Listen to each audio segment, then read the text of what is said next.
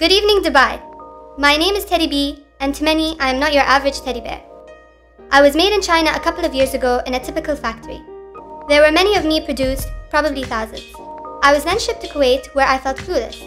They distributed and placed me in a local toy store where I sat on a shelf for a long time.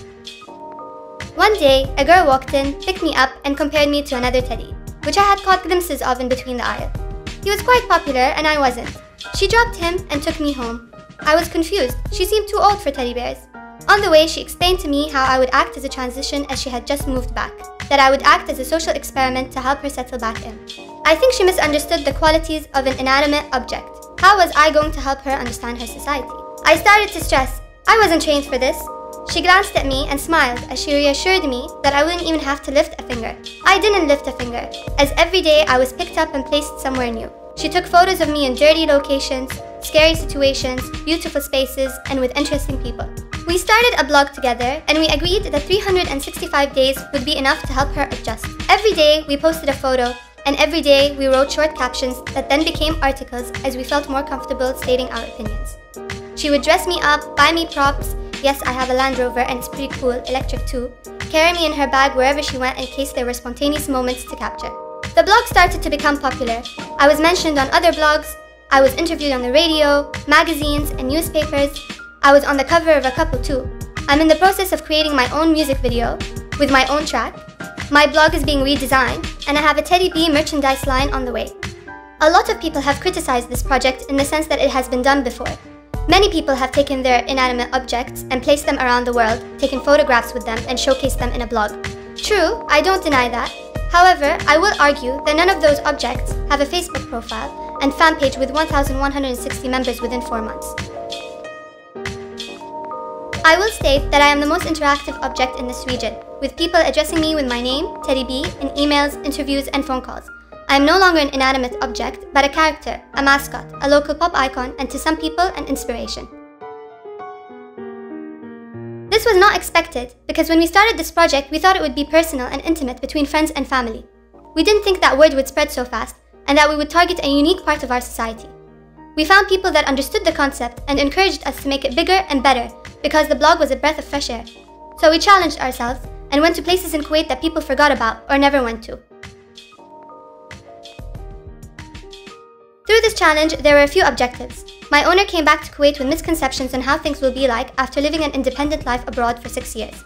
People told her things will be hard, and Kuwait is a backward society that will frustrate you because the system is corrupt, people are spoiled, and the weather sucks. They were right, but isn't it like this in most parts of the world? How was I going to show people that with positive thinking and self-motivation, you could lead the life you want, be satisfied fully, and also have an immune system to ignorant people? I was taken and placed among hungry immigrants 5 minutes before breaking fast in Ramadan. I was placed on a police bike while they were busy patrolling downtown, and they even turned the lights on for me. I made my first graffiti piece and had an audience whilst doing it, and none of them called the cops on me. I was even allowed access into one of the toy machines in an arcade, and I had my doubts about that one the most. They say it's because I'm charming and cute. However, I doubt 2 men in the army would let me pose with them in front of a Canon and audience and live television because I was cute. Things are not that bad here, and people are not that cruel.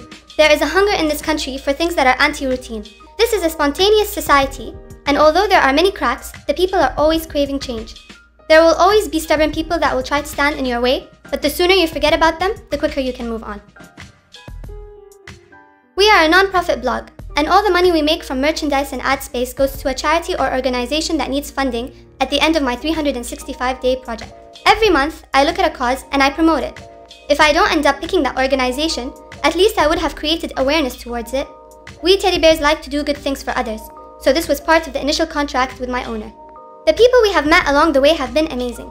Again, it seems that we would have probably never crossed paths if it weren't for my daily journey and me.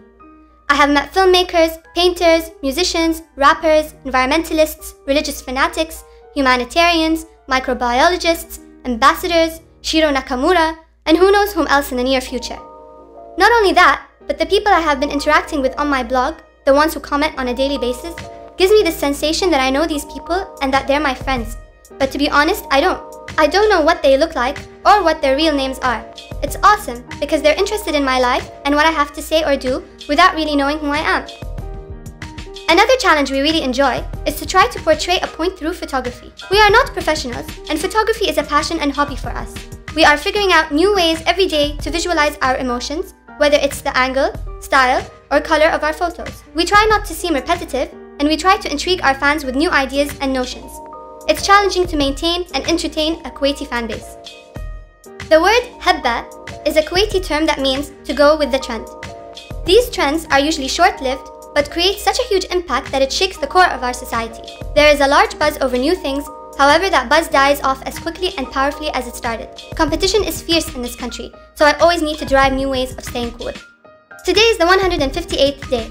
I'm almost halfway through my one-year project and I have become a professional blogger. My owner has a new and improved camera and has found herself with it. Wataniya Telecom is sponsoring my project for the rest of the year, which is amazing, because now there's no way my owner can get a sudden impulse to quit. It has been a surreal rollercoaster so far. I really want to present this daily photoblog concept to therapists. It is truly a beneficial experience for those who are going through a huge change in their life. We both can't imagine how our lives would have been like had we not started this. I dread envisioning it, because I fear I would have still been on a shelf or in some slobbering baby's arms. It's also really great to be here tonight and to present in front of all of you, because I feel like I'm presenting for my country in a way. Well, sort of my country. I still haven't registered and I'm not officially a citizen, but it's still an honor. I really hope you check out my blog and see Kuwait for yourself. Maybe even read a bit about it through my beady eyes. Thank you for your time and good night.